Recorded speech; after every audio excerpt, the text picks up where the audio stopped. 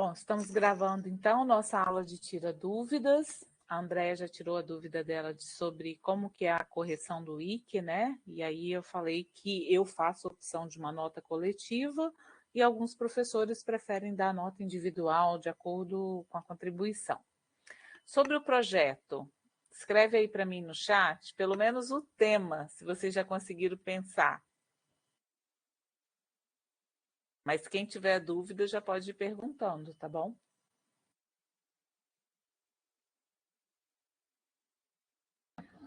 Professora, eu tenho outra dúvida, mas ainda mais sobre o projeto. Nós fomos convidados a participar de uma aula, né, que aconteceu com outras turmas essa semana sobre e-books, né, utilizando as ferramentas do Google.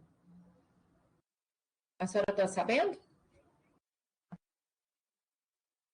Não, deve ser alguma ação do CEFOR, né, sobre alguma coisa, e aí eles aproveitaram a base de dados para convidar vocês, por isso que eu não fiquei sabendo. Mas pode perguntar. Não, era só para saber se teria alguma atividade a respeito dessa formação que teve. Ah, não. Foi a oficina com Marcos Vinícius. Deve ter o link, não tem não, Juliana, na internet? Foi disponibilizado o link, eu até perguntei se ele vai disponibilizar a gravação. Ele me disse que ele vai dar uma olhada na gravação no geral e vai ver que, dependendo, ele faz uns recortes que pode ficar mais interessante do que a gravação toda. Entendi. Foi uma ajuda, assim, para o pessoal ter um contato, para quem nunca teve contato com ferramentas, né? Como é que você cria. E ele foi mostrando como montar um livro, né? Uhum, bacana. A Juliana já colocou ali que o tema dela é segurança da informação. Mas você já pensou nos atores dessas análises dos aprendizes, Juliana? Eu, na verdade, eu vou aproveitar a área que eu atuo, né? Eu trabalho com governança de TI, então vou aproveitar que a gente vai desenvolver um projeto e realizar o Dia da Segurança da Informação. Aí a gente vai trabalhar com os colaboradores mesmo. Desde os colaboradores que, no caso, trabalham no administrativo, né? Até os colaboradores que trabalham, de fato, no chão de fábrica. Interessante. Não sei se todo mundo viu hoje, lá no Fórum de Dúvidas, uma colega estava perguntando qual é o template, na verdade, para vocês escreverem essa primeira parte das análises. Porque aqui no enunciado, a gente sugere para vocês ler, né, um material que tem num blog e um documento também que tem lá detalhadinho tudo que deve ter quando a gente fala de análise. E importante também na hora da análise a gente definir qual é o tipo de curso, qual é o nível, se ele vai ser EAD, se ele vai ser presencial, se ele vai ser híbrido. Mas o modelo mesmo está aqui embaixo, tá? Só para chamar a atenção de vocês, porque normalmente quando eu começo a corrigir essa atividade, aí eu vejo que cada um baixa um modelo, porque a gente coloca lá um modelo de um projeto quase que todo pronto, né? Nas primeiras leituras para vocês. E aí, como eu falei, nessa disciplina, vocês só vão fazer etapa de análise. Então, é só essa partezinha. Às vezes, o pessoal se empolga e já me manda os storyboards, já manda lá, né, um protótipo do que está fazendo, mas a ideia é que vocês construam isso ao longo das outras disciplinas que vocês vão ter no curso, tá? Então, vou até copiar aqui o link do template.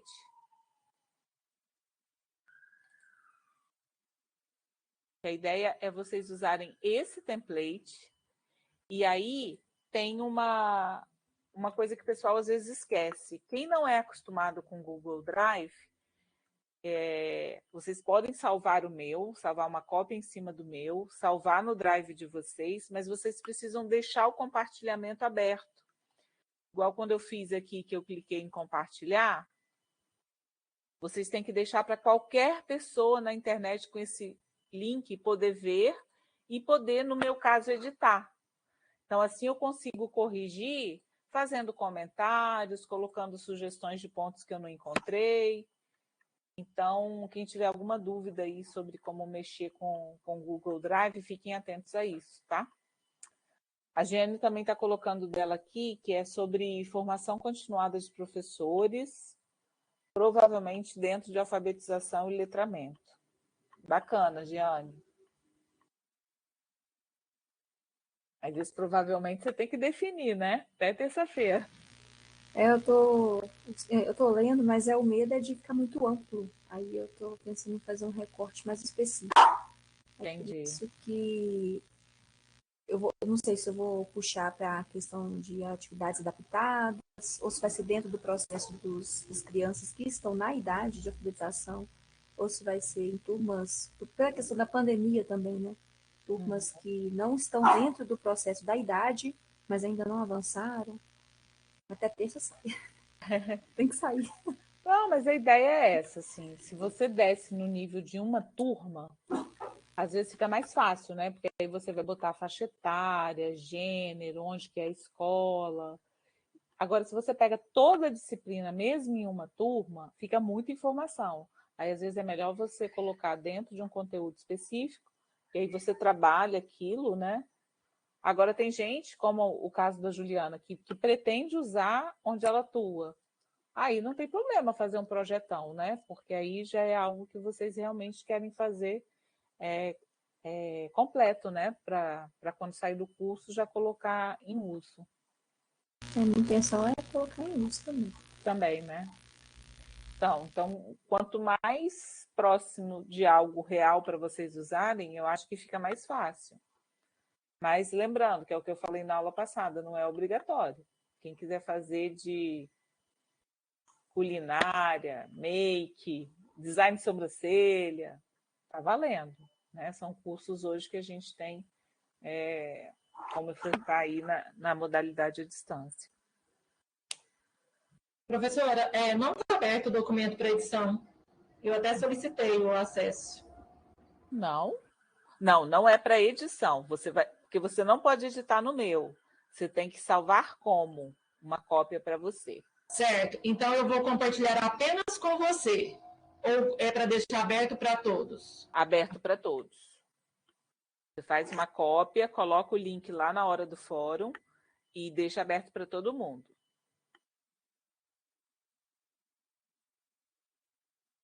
Boa noite, Renato, que chegou agora. Marlon também, né? Acho que Daniela eu já tinha falado.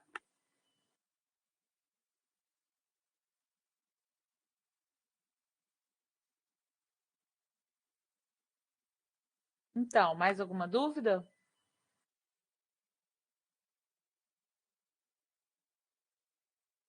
Eu acho que vocês não começaram a escrever o projeto, né? Por isso que as dúvidas não apareceram. Não precisa ficar só a Giane de câmera aberta, não, hein, gente? Quem quiser abrir, fica à vontade. Né, Giane? Eu já vim preparada. É. É porque tem algumas que a gente coloca a câmera fechada, né? Mas quando pede assim, aí não dá. Eu acho que eu já contei para vocês, né, de um curso que eu fiz no ENAP, que tinha que ficar de câmera aberta o tempo inteiro. E eu adoro ficar meio de perna para cima quando eu estou muito cansada, né? A Renata abriu aí com a gente. Mas depois eu achei bacana, porque era um curso que tinha sincronia o tempo inteiro. Você tinha que conversar o tempo inteiro com as pessoas. Então, sem a câmera era muito ruim, né? Porque você não. A gente é um corpo que não é só voz, né? Às vezes você tem que se expressar e tal. Então, assim, eu reclamava, mas eu confesso que foi uma experiência agradável conhecer pessoas, né? Ainda mais esse curso, né? Que tem gente do Brasil todo. Não sei se quem está aqui da sala, se é todo mundo daqui do Espírito Santo ou não. Eu sou daqui do Espírito Santo, aqui da Serra. É porque isso foi uma coisa que eu não memorizei, gente. Eu sei que tem gente do Brasil todo, mas não memorizei. Ó, Renato está falando que ele é de São Paulo. Renato é Brasília? Ah, não, capital de São Paulo, desculpa. Fui errado.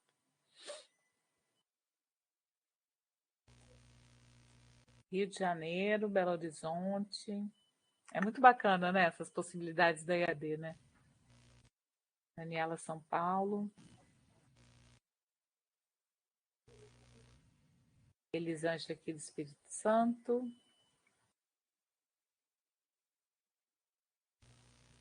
E aí, passou rápido essa semana, gente? Nossa.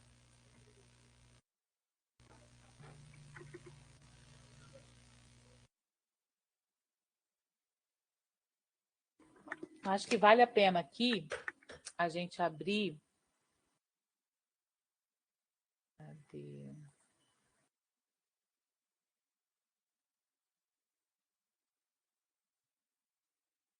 Essa partezinha aqui, tá todo mundo conseguindo ver?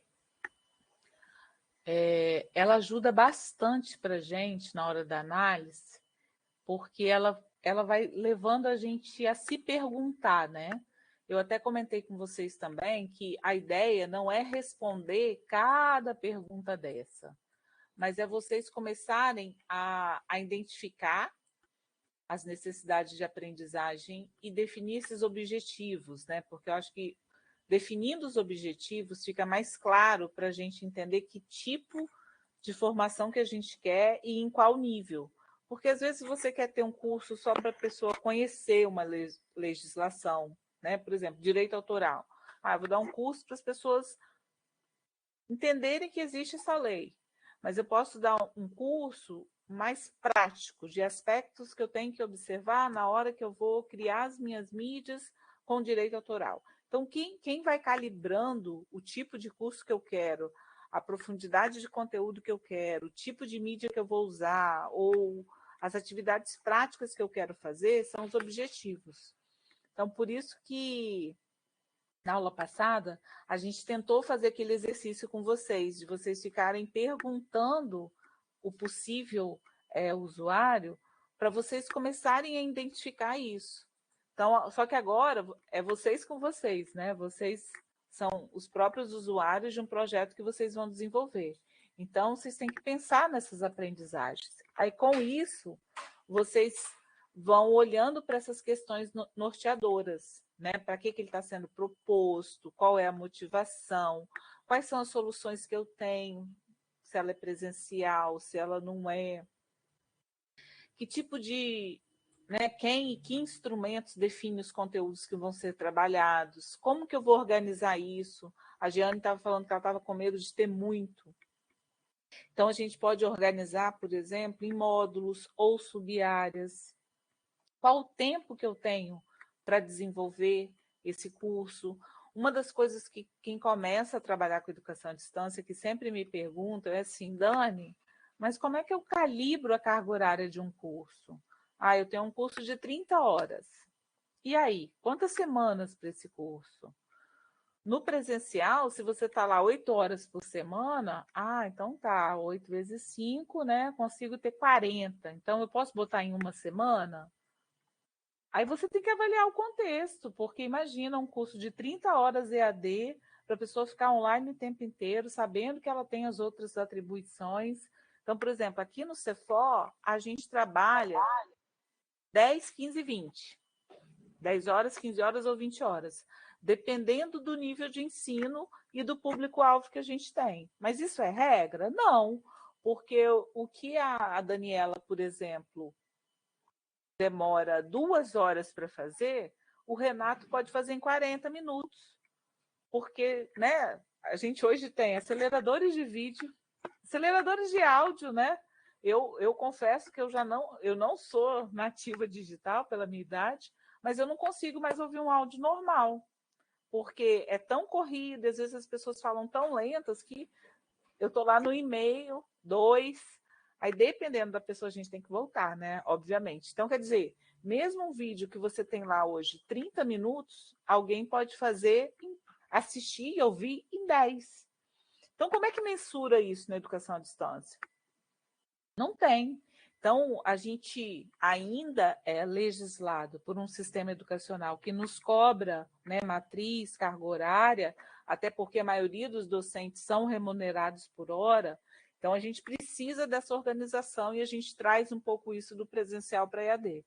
Mas calibrar isso num curso à distância, para quem vai fazer a sua primeira experiência, seu primeiro curso, isso não é fácil. Porque eu, Dani, eu já dei aula de design educacional presencial. Então beleza, eu sei quanto tempo eu levo para ensinar o modelo AD. Mas quem está na primeira experiência? Quanto tempo você gasta? Né? Então, são coisas que a gente tem que ir pensando e amadurecendo mesmo. Né? E avaliar o contexto. É um curso para preparatório da Polícia Civil que vai acontecer daqui a 2 meses. Acabou, você só tem 2 meses para preparar um curso. Então, por mais que às vezes você, poxa, mas essa carga horária eu precisava de 6 meses. Não, você tem esse limite de tempo. Então, por isso que é importante você conversar muito com o usuário para saber todas essas coisas que a gente está colocando aqui, né? Uma outra coisa que a gente não pode desconsiderar é a questão da perspectiva pedagógica. Por quê? Tem escolas que elas já nascem com uma abordagem pedagógica, né? Não sei como que é aí em São Paulo, no Rio, mas às vezes você tem lá, aquele ali é um centro construtivista, ou fugiu o nome, é montessoriano? Aí fugiu, gente. Então, montessoriano, né? Então, aí às vezes aquela escola tem abordagem. Essa escola aqui ela já é toda planejada na sala de aula invertida. Então as pessoas, por mais que você queira inovar, fazer diferente, já tem, né, um projeto político-pedagógico da escola que determina algumas coisas. Mas aí, quando você vai lá para a ponta e dá outro tipo de formação, o que a gente escuta? Que o projeto existe, mas ninguém conhece, né? Mas então, assim, mas se é uma escola que o que ela planeja por escrito é o que ela aplica na prática, a gente, enquanto design educacional, também tem que respeitar, porque eles chamam a gente para trabalhar nessa linha que eles acreditam, né? Então, isso também é importante. Aí vem a caracterização dos alunos, que é aquilo que a gente também já conversou bastante. Se eles topam trabalhar em equipe, se eles têm horário para estar aqui como a gente está hoje, né? Uma turma de 40 alunos, a gente conseguiu juntar 8. Se essa fosse uma atividade obrigatória, será que eu ia ter desistência no curso por conta disso? Então, são coisas que a gente tem que avaliar o tempo inteiro quando a gente está pensando no planejamento de um curso. A questão socioeconômica. Vamos supor que eu faça uma atividade para vocês, falo, olha, a gente tem que botar um óculos de realidade virtual, tá? Todo mundo tem o seu, né? Ainda é caríssimo para a gente, né? Pode até ser que aqui na turma, sei lá, algumas pessoas tenham, mas não é ainda como o celular que todo mundo tem o seu. Alguns melhores, outros não, né? Mas, enfim, minimamente a gente consegue ali estabelecer o uso de alguns recursos. Então, a gente também precisa conhecer essa condição socioeconômica, a estrutura que tem, tipo de tecnologia que tem, o que elas gostam. A questão da deficiência, que também a gente conversou na aula passada, não dá para pensar hoje num curso como se não tivesse posto as políticas públicas de inclusão. Então, hoje eu consigo estar aqui sem o intérprete de Libras, por quê? Porque foi identificado que nessa turma ninguém é usuário de Libras. Então, eu posso estar aqui falando com vocês. Mas se tivesse alguém, eu teria que estar aqui com o intérprete. Ou se eu tivesse uma pessoa com deficiência visual, teria que alguém, e eu estivesse projetando coisas que ele não consegue ver, alguém teria que fazer a audiodescrição dessa tela para ele, não é isso? Sei lá, ou manuseio de alguma coisa que, sei lá, um AutoCAD da vida, e a pessoa tem algum tipo de deficiência que ela só consegue usar o teclado, não pode fazer nada com o mouse. Eu tenho que saber os comandos via teclado para fazer parte do meu curso. Então, assim, eu lembro que quando a gente foi fazer um curso de Moodle, que tem muitos print screens de tela, e às vezes a gente fala, clica ali, clica lá, né? Como se fosse comum para todo mundo. Mas aí vinha o pessoal da deficiência visual e falou, epa, peraí, a gente só trabalha com tecla de atalho. Então, ensina para a gente por tecla de atalho, porque é a forma que a gente trabalha. Então, quer dizer, são vários fatores que a gente tem que estar avaliando quando a gente pensa nessa caracterização dos alunos. Então, de novo, para quem chegou agora, eu não preciso responder cada pergunta dessa, mas eu tenho que ler todas essas perguntas e quando eu for lá para o meu template, verificar se no perfil de aluno, por exemplo, eu consegui trazer todas, né, essas questões, mas de maneira, como eu falei, norteadora. Não precisa obrigatoriamente sair respondendo tudo, mas pode ser que vocês identifiquem alguma coisa que seja importante, que nem está escrito aqui, mas que para o contexto de vocês é uma coisa que a gente não tinha pensado. O curso lá, as pessoas não têm microfone, não pode ter nada de áudio. Sei lá, né? Vou dar um curso numa penitenciária. Quais são as restrições que eu tenho na penitenciária em termos de tecnologia, de envio de documentos, de acesso à internet, enfim. São N coisas que a gente precisa estar avaliando o contexto. E por último, esse levantamento de limitações, né? De realizar uma pesquisa para conhecer melhor o público-alvo, verificar se eu tenho orçamento disponível, se eu tenho outros profissionais. A gente conversou muito isso na aula passada também, né? Design educacional, hoje a mídia, o mundo do trabalho, acho que a gente é um super-herói, né? Sabe tudo de inclusão, sabe tudo de diagramação, sabe tudo de edição de vídeo, criação de imagem, mas tem que ser um bom roteirista, tem que ser formado em letras, enfim, é aquele monte de coisa que a gente sabe que o ideal era ter sempre uma equipe com a gente. Mas hoje tem muito eu-equipe, né? Nas escolas, às vezes a gente é que se vira ali para estar produzindo um pouquinho de tudo. E aí tem outras coisas, né? A questão de restrição técnica, a questão de quanto tempo para alcançar os objetivos, enfim. Esse é um quadro que eu queria que vocês lessem com muita atenção, porque às vezes a gente faz os links no enunciado e parece que entrar naquele link não é importante, e a gente acaba passando batido. Mas esse link desse material é um material que eu gosto muito. Foi um curso que a gente fez e que depois a gente foi juntando com outros autores. Então, assim, ficou bem completinho e ajuda a gente a ficar pensando bastante nessa análise dos aprendizes, porque vale para qualquer área, né, gente? A gente precisa perder, entre aspas, o tempo no planejamento.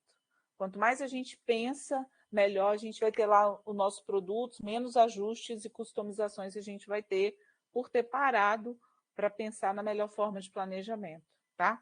Se vocês saírem com isso dessa disciplina, eu já me dou assim super feliz, né, de vocês pararem para pensar e refletir um pouquinho sobre isso, para lá na frente vocês não terem problema de colocar tanto esforço numa coisa que não vai ser adequado para aquele contexto que o curso foi planejado. Era aula para tirar dúvida, eu estou falando demais, né? Parei. Vou ler aqui.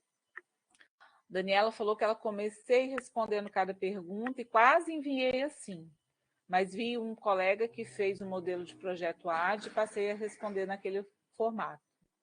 Por isso que às vezes é bom usar o fórum como exposição, porque aí um olha do outro e vê se está no caminho certo, né? Existem certas atividades como essa, que é um projeto individual, que não tem problema estar aberto, todo mundo vê de todo mundo, porque cada um vai ter o seu.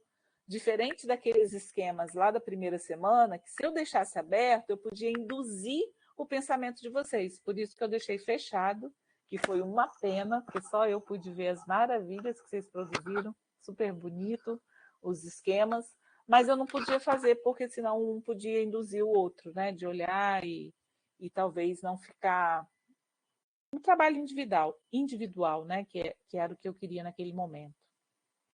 A Andréia falou que não está conseguindo acessar os links. Qual link, Andréia? É esse que eu passei agora?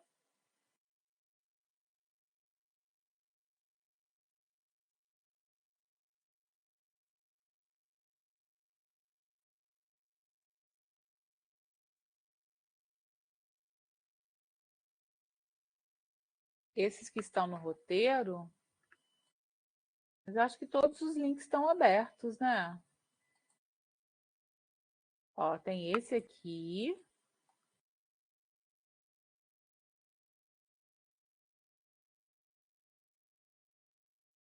Esse realmente saiu. Vou ver se eu acho o substituto dele. Esse aqui funcionou Esse aqui é o Estatuto da Pessoa com Deficiência, que eu acho que hoje qualquer profissão todo mundo tem que entender, né? Esse aqui a gente trocou e esse aqui é o link do curso do MOOC. Eu acho que é só esse aqui mesmo. Vou ver o que aconteceu.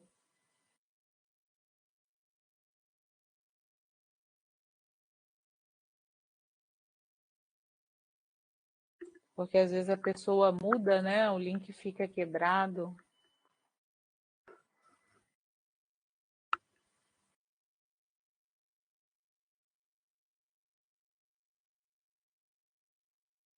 Acho que foi o caso dela. Vou ver se ela só reposicionou, mas senão eu coloco o material complementar aqui.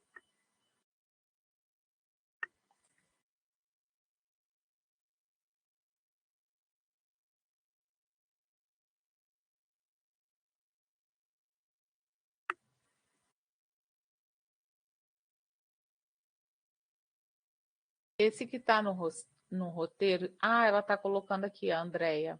Esse primeiro é um link da nossa biblioteca, né? Lá do livro, se eu não me engano, da Andrea Filatro. E a Juliana está contribuindo com o material aqui de sala de aula invertida, né? É o material do Josias Bravin, que você foi co-orientadora dele. Ah, nossa, maravilhoso. Aliás, ele foi assim o pioneiro para fazer o estudo de sala de aula invertida. Acho que foi o primeiro trabalho que a gente teve. Eu acompanhei que nós trabalhávamos juntos. Ah, que bacana. E o trabalho dele, gente, é um trabalho muito bom para quem for trabalhar com escola pública, porque lá ele relata todas as dificuldades que ele teve de tentar esse formato, né, de híbrido, que a sala de aula invertida é um modelo de ensino híbrido, né? Numa escola pública onde às vezes os alunos não tinham acesso à tecnologia de casa, ou eram trabalhadores, pessoas que não tinham tempo. E aí ele falava que ele planejava muito, né? Porque a sala de aula invertida precisa ser bem planejada, mas não tinha o feedback que ele precisava das pessoas, né, fazerem as atividades que deveriam ser feitas em casa. Bacana, Josias é um querido. O Marlon também está falando que o quadro de perguntas ajudou bastante, né? Também gosto muito dele, Marlon. Acho que é aquela coisa que a gente constrói que se orgulha, né? Você olha assim, um quadro, mas aquele quadro ele foi construído depois de muita coisa, assim, precisava disso, lembrei disso. Ainda vou olhar o de vocês e com certeza a gente vai melhorar esse quadro, porque sempre tem coisas que a gente precisa pensar.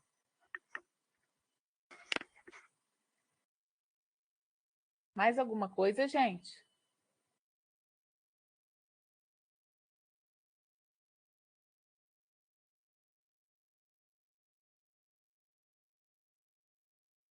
O pessoal tá quieto, né, Jeane? Só a gente que dá as caras aqui fica assim, né? Esperando alguém falar com a gente.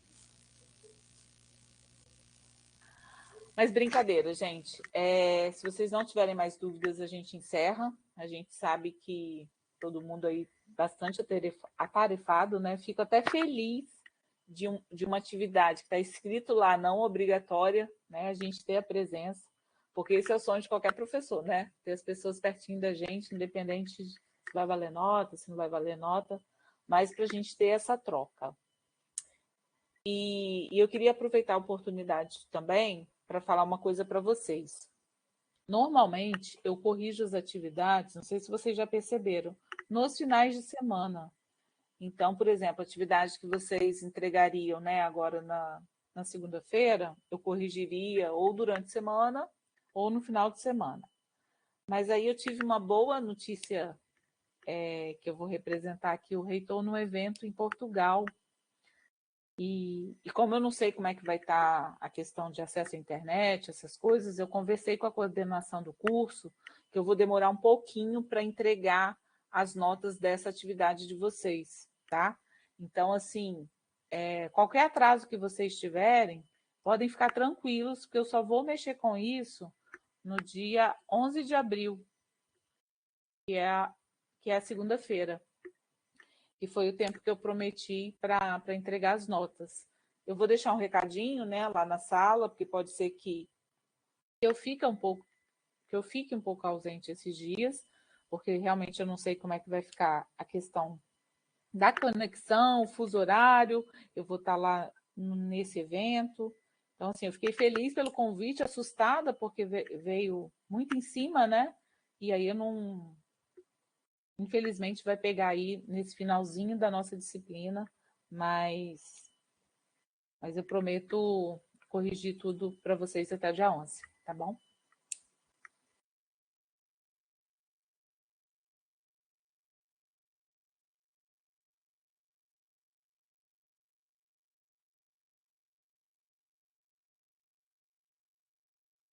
Andréia falou que está no trabalho, não tem câmera. Juliana, tudo bem? Então fica assim, né? Qualquer dúvida que vocês quiserem, pode colocar lá no AVA. E aí eu respondo vocês assim que possível. E vocês têm um grupo também de WhatsApp, né? Que um ajuda o outro. Então tá bom, gente. Muito obrigada a todos vocês que estão aqui comigo. E a gente se fala, tá? Bom curso aí para vocês. Sucesso na nova disciplina. E vamos fazer esse projeto bem bacana, porque eu quero ver todos esses projetos virando MOOC aqui no Cefor. Lógico, quem puder liberar o direito autoral para a gente, né? Tá? Porque aí lembra que quem quer ingressar tem que ter portfólio, né? E eu acho que ter uma vitrine num portal que já está sendo reconhecido é bem bacana. Uma boa oportunidade para todo mundo. Obrigada, gente. Tchauzinho. Obrigada.